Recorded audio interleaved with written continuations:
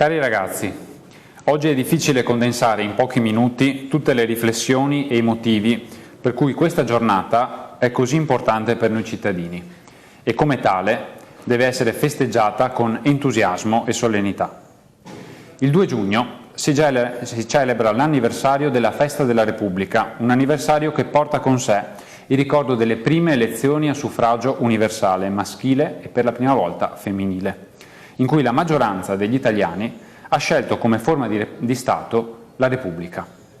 Da quel giorno le forze politiche hanno trovato un punto d'incontro a livello morale, nella stesura della Costituzione, un punto d'incontro che ponesse le basi per la rinascita civile, sociale ed economica del nostro Paese. Cattolici, socialisti, comunisti e liberali hanno redatto la nostra Carta fondamentale con uno sguardo lungimirante e rispettoso dei principi cari a ciascuno schieramento. Alcuni di questi principi erano condivisi da tutti ed è proprio per questa ragione che la Costituzione oggi, salvo qualche intervento di modifica, ha mantenuto pressoché intatta la sua impalcatura originaria. I principi fondamentali condivisi dai Costituenti si possono condensare in queste poche parole: pace, libertà, uguaglianza, giustizia, solidarietà. Il 2 giugno del 1946 l'Italia usciva da anni di dittatura, di guerra, di conflitto civile e di estrema povertà. Nelle loro differenze politiche, i partiti che hanno costruito la Repubblica e hanno contribuito quindi alla nascita dell'Italia, come oggi la viviamo, hanno saputo valorizzare i punti di contatto, sapendo mettere però da parte le visioni più estreme e inconciliabili, facendo quindi tesoro delle loro diversità. Il presidente Mattarella, il nostro Presidente della Repubblica, ha detto infatti che la democrazia vive e si alimenta del confronto tra posizioni diverse. Dopo il 2 giugno, cito le parole del Presidente Mattarella, i cittadini italiani hanno scelto la condivisione di un unico destino, di sentirsi responsabili gli uni con gli altri, una generazione con l'altra, una regione con l'altra, tutti parte di una stessa storia e di uno stesso popolo. Nella giornata di oggi questo sentimento di attaccamento alle istituzioni ci spinge a guardare con fiducia anche all'Europa, nella consapevolezza che i principi dell'uguaglianza, della pace, della giustizia e della solidarietà sono principi necessari anche oggi tra i Paesi dell'Unione, perché rappresentano la strada per affrontare le sfide della pandemia e della guerra che incombe ai nostri confini. Oggi quindi festeggiamo un legame che ci tiene tutti uniti, nessuno escluso, e che ci insegna a guardare con speranza e fiducia. E riguardo speranza e futuro, mi viene da dire che siete voi, ragazzi, la nostra speranza e il nostro futuro. Ed è quindi giusto che in questa giornata siano le vostre voci ad accompagnare il testo costituzionale, le vostre voci attraverso le quali la Costituzione torna a ritornare giovane e viva. Buon 2 giugno, buona festa della Repubblica.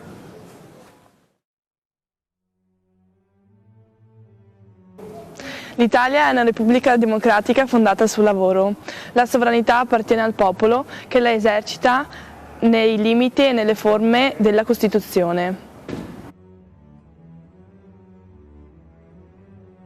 La Repubblica riconosce e garantisce i diritti inviolabili dell'uomo, sia come singolo sia nelle formazioni sociali, ove si svolge la sua personalità, e richiede l'adempimento dei doveri inderogabili della solidarietà politica, economica e sociale.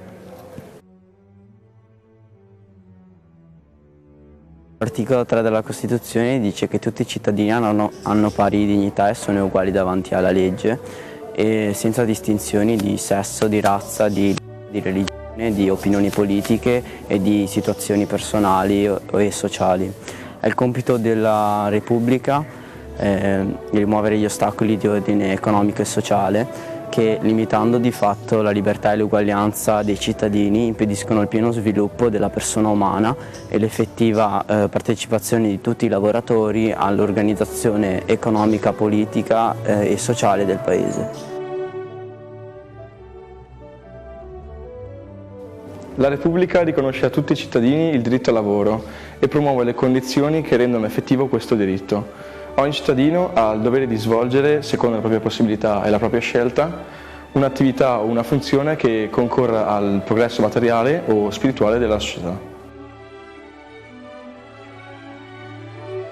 La Repubblica, una e indivisibile, riconosce e promuove le autonomie locali, attua nei servizi che dipendono dallo Stato e il più ampio decentramento amministrativo, adegui i principi e i metodi della sua legislazione alle esigenze dell'autonomia e del decentramento. Lo Stato e la Chiesa Cattolica sono ciascuno nel proprio ordine indipendente e sovrano. I loro rapporti sono regolati dai patti lateranensi. Le modifiche di questi patti sono accettate dalle due parti e non richiedono procedimenti di revisione costituzionale. La Repubblica promuove lo sviluppo della cultura e la ricerca scientifica e tecnica, tutela il paesaggio e il patrimonio storico e artistico della nazione, tutela l'ambiente, la biodiversità e gli ecosistemi nell'interesse delle future generazioni. La legge dello Stato disciplina i modi e le forme di tutela degli animali. L'Italia ripudia la guerra come strumento di offesa alla libertà degli altri popoli e come mezzo di risoluzione delle controversie internazionali. Consente, in condizioni di parità con le altre nazioni, alle limitazioni della sovranità necessarie ad un ordinamento che assicuri la giustizia e la pace fra le nazioni. Promuove e favorisce le organizzazioni internazionali rivolte a tale scopo. La bandiera della Repubblica è il tricolore italiano, verde, bianco, rosso, a 3 bande verticali di uguali dimensioni.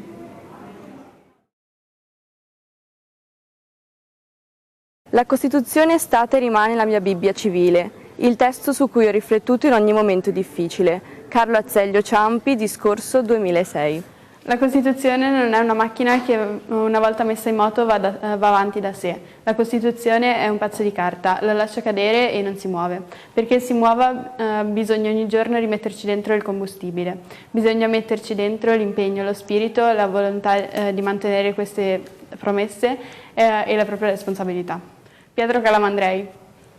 Prima ancora che a livello planetario fosse enunciata la Dichiarazione Universale dei Diritti Umani, in Italia è entrata in vigore la Costituzione, ispirata dalle stesse convinzioni. Questa frase è di Gherardo Colombo, ex legislatore.